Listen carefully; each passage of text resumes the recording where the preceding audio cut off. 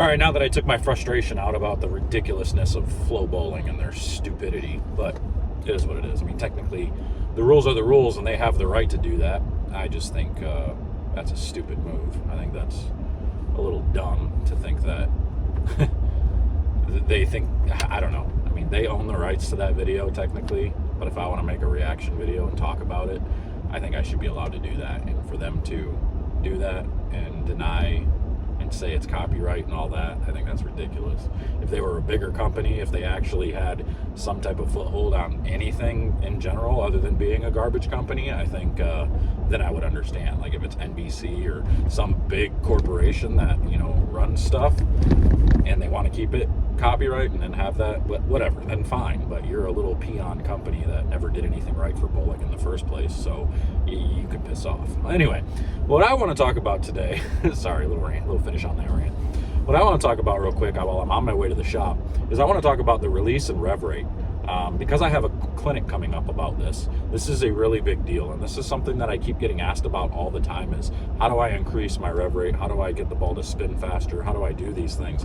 And it all comes down to your thumb. Your thumb is a very big, important thing. Unless you're two-handed, obviously you don't have to worry about your thumb getting out of it. But your rev rate can still be lower as a two-hander if you're not getting your hand in the right position. We're going to talk about that next.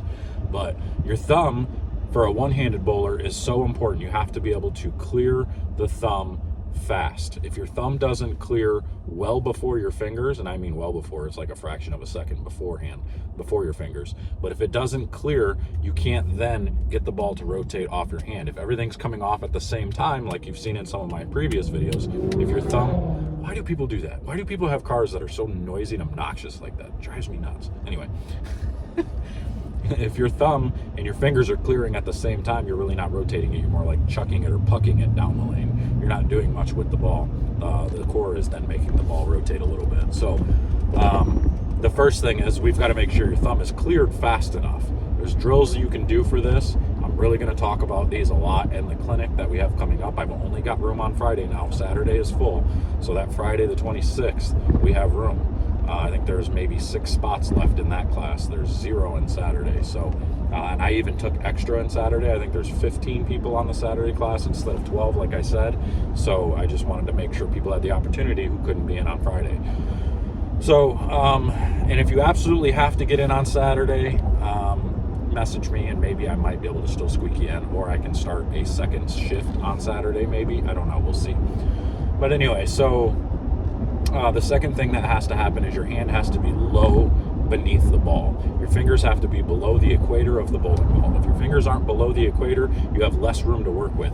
From here to here, you've got to be able to go from here to here and release, and I know that's hard to see because I'm driving. I'll do a little bit better explaining later. But if you're on top of the ball and you're just kind of chucking it that way, you're just getting it off your hand, just going, and you're not, there's nothing more you can do, then you're in trouble. But if your hand is up underneath it like this, now you can break down and then back forward and back through, and that's what creates the extra spin with the elbow bend and everything else. Rev rate is also a factor of bending the elbow and just slightly to create a little bit more yo-yo, a little bit more snap.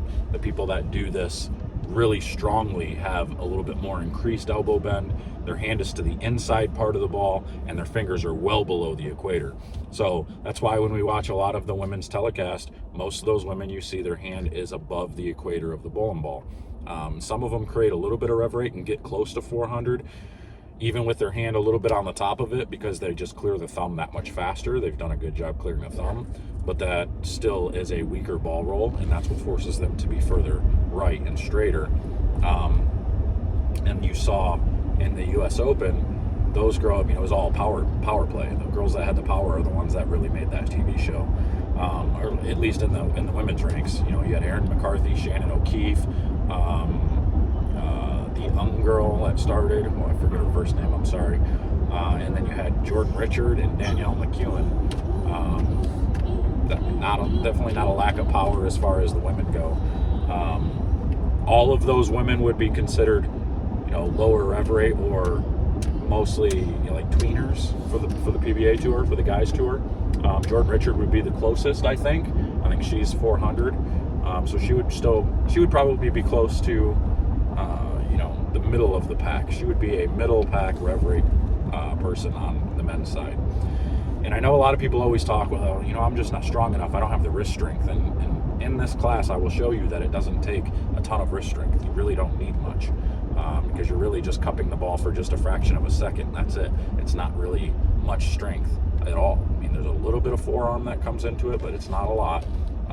If the technique is proper, you really don't need much muscle, because remember, the game's always been taught, and it should be taught, that muscle shouldn't be involved as much as possible. You should eliminate as much muscle in your game, in your swing, in your release as you can, in order to create consistency, to make it the same every time.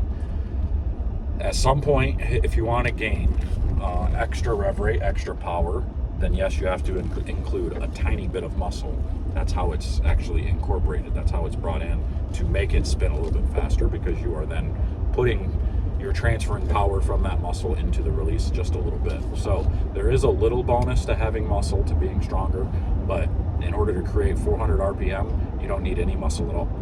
I don't believe, anyway. I've seen so many weak people that strap on it that you don't see, you can definitely tell they're not very strong, because they can't, you put a ball in their hand, they can't hold it up and cup it for longer than a second, and it just falls off, but yet their rev rate's 450, 500. It's all technique, So anyway, that's all I want to talk about. Just kind of bring this to light a little bit for you guys, so you guys can understand there's more to rev rate than muscle. There's more to this game than just power. And honestly, if I'm going to say anything at all, I feel like rev rate's not the most important thing. I think it is. It does help bring an added advantage to it. It gives you a little bit more